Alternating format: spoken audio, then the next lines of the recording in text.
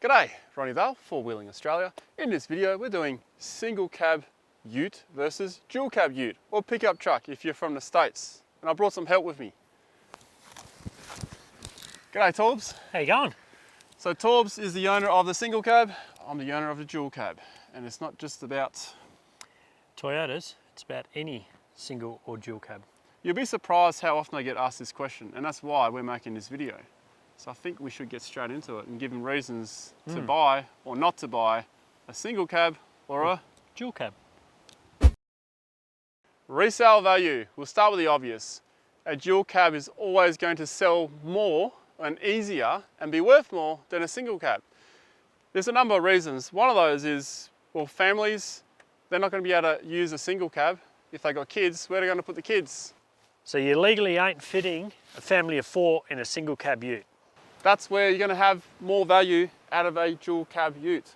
It is also going to be easier to sell because there's more demand for a dual cab ute. Weight distribution and load placement. Dual cab sucks in all areas because the cab is further back, right? So where you have the tray or the well body, it overhangs so much. So when people do some big setups or they're carrying cargo, all that weight is sitting behind the axle. A single cab ute, everything's sitting right on the axle. They're designed to carry loads. These are not. Yeah, he's 100% correct. The payload sits in a much better position because the axle is much further back, so you're going to have a safer drive. The overall GVM on a dual cab ute is less than a single cab ute because you have to include the rear passengers. Single cab GVM. I got much more to play with. I can actually have an extra couple of kegs in the back because I don't have to count for the passengers like the dual cab. So I think the single cab wins for sure. The most obvious and deciding factor to buy a dual cab ute is if you have a family, of course. If your family is only 3 people, you can get a single cab with a bench seat on the front. I do understand that, but most people are going to go for a dual cab if they have a family. Everyday life, dropping off kids to school, dual cab ute, you got 5 seats. It's a no-brainer, and it's probably the most obvious reasons why you buy a dual cab. Not planning any kids, single cab. Otherwise, if you're planning a family, dual cab. Security straight out of the box. I'd say the dual cab wins this one because you have 4 doors that are lockable. If you've got your camping gear, you can put it all in the back seat, you can put your fridge on the back seat. This is before you modify your vehicle. You've got more secure room in a dual cab ute. Stock dual cab definitely wins the security hands down.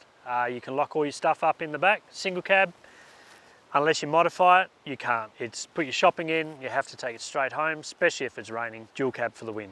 When it's raining and you're traveling, you can put your clothes in the back seat.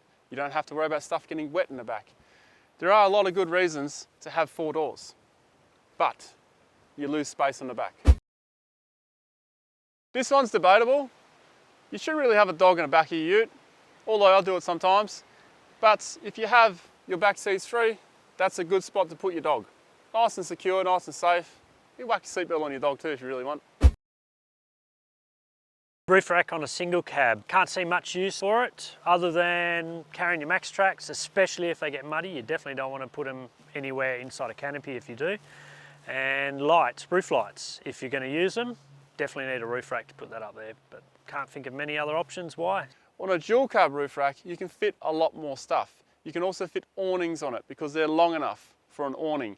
You can fit shower tents on it. You can fit cargo boxes, multiple swags. So dual cab definitely wins the roof rack. If you want to go long distance traveling in a dual cab ute, you lose a lot of space in the back. So you're going to need to have a camper trailer with you. More than likely, if you have kids and your missus and you're going to somewhere for 3 weeks, 4 weeks at a time, and you're staying in remote areas, you're going to need a camper trailer because you're not going to be able to carry all that stuff in your vehicle for everyone. 1 to 2 people every day of the week. You got options galore. You can carry so much more gear. Single cab wins that hands down. The sound system, the boom machine, the beatbox inside your vehicle. you can get more options and it's cheaper to get some decent sound out of a dual cab. You can put your 6x9s in the back, you can put your 4 inches in the front, you can put your tweeters on the dash, you can put your subbies in the back. Yeah, you got more options and you can fit the amp behind the back seats. But I'm sure Torbs has something to say about this. Stereo systems, you can make that sound really good, but it all comes down to how much coin you want to spend. Interior options, dual cab straight out of the box, they are better because you can, for one, wind your seat all the way down. You can actually sleep inside the cab without getting out of your front seat. You know, if you're doing a long drive on the highway and you didn't bring your tent or for whatever reason, you want to have a nap in the car, you can actually nap in a dual cab vehicle because you can put a seat right down. Also the back seats, we already covered that. You can put heaps of stuff in there. Some people keep their fridges in there. It's a nice, secure place.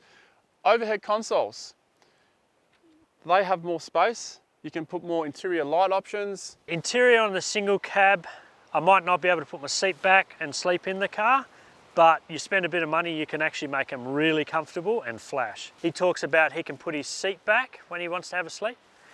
You can't actually if you're carrying your family, unless you don't mind squashing your kids.